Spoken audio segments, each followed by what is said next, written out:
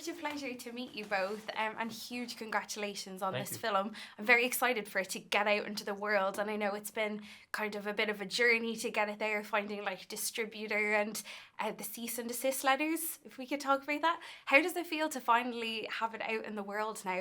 Look, we've been talking about like what is the best time for it to get in, to get out, and what happens if it gets us like too close to the election, too far above. I'm just happy it's out. Yeah. I'm just Yeah. happy it's out, and I think the movie would speak for itself. And I know that we're up against all sorts of misconceptions and sort of the Trumpomania and Trump fatigue and all that. But I do think, and this is what I'm basing it on the feedback we've gotten already. People who actually go and watch the movie, they're like, "Oh wow, this was not what I thought. I'm really surprised." And look, not everyone loves it necessarily, but people are all surprised that this was not like a verdict on Trump. This was not a referendum on Trump. You don't need to love or hate him, or you can both love and hate him, and it still be a movie for you. And I think that we're getting to the point slowly but surely. We're getting to the point where it actually is a movie and people are gonna go and watch it, Yeah. and we're sort of like detached from the political dramas unfolding. You can stop holding your breath if it's going to see the light. Yeah, I'm like, But I mean, the election is in like 2 weeks. Do you think that it will have any influence? yeah, I mean, like we're negotiating with both sides to see like, we have more damaging stuff on. We also made a little Harris movie, that. Did you? No, I mean, I do, I don't know, like I like her, but I don't think she's as exciting and colorful as just like seeing it dramatically speaking, And this was, I was talking to this news anchor, and he was asking, why aren't you doing a movie about Hunter Biden?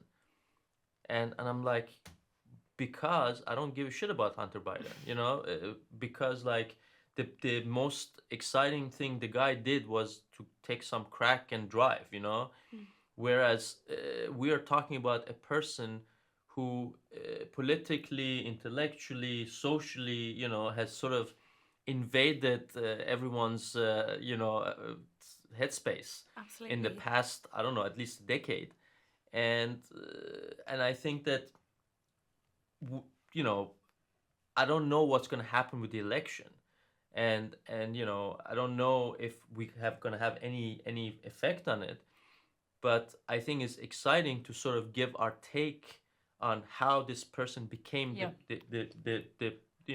the man he is, and then you can sort of, if you want to use that information, Yeah. if you think that's useful, use it, Yeah, absolutely.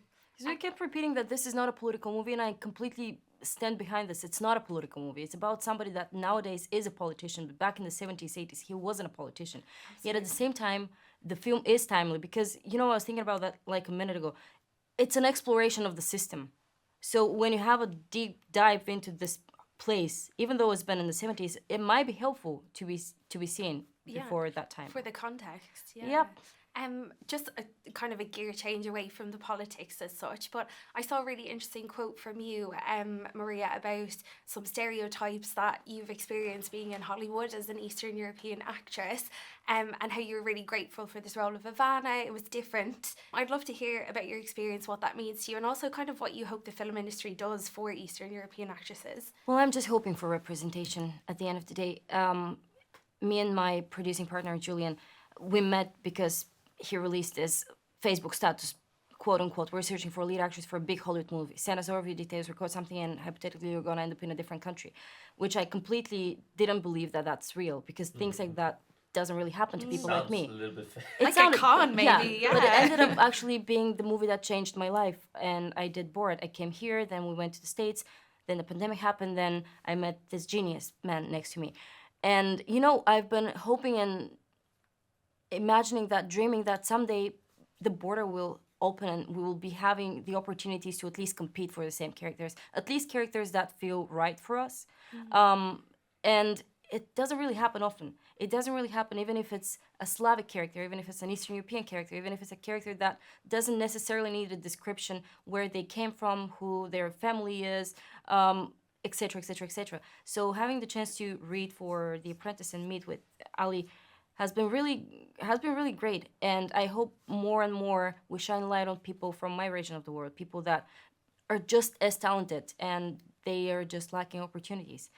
Again, the only thing that we're asking for and we want for is to have the ability to put ourselves on a tape and then go from there. I Yeah. also think like there's this unbased fear. I mean, even when I remember when we were like editing the movie, and there were some, people, some of my American friends like from industry who watch a movie and they're like, "Aren't you afraid that do you think people can understand what she's saying?" I'm like, "Yeah, I mean, she has an accent, but so does, I mean, Most from people, yeah, yeah. so do I, so does like I don't know, like a lot of vast majority of the population, they don't speak Queen's English or sort of New York, whatever you would call the American, and I think there's this fear that you're sort of alienating the audience if you're having a character that doesn't speak in an accent that you sort of recognize as neutral, Mm. um, which I find really strange Mm. because that's not we're past that. The audience is past that. That's the thing. The audience is past that. Like they passed that 10, 20, 30 years ago, Yeah.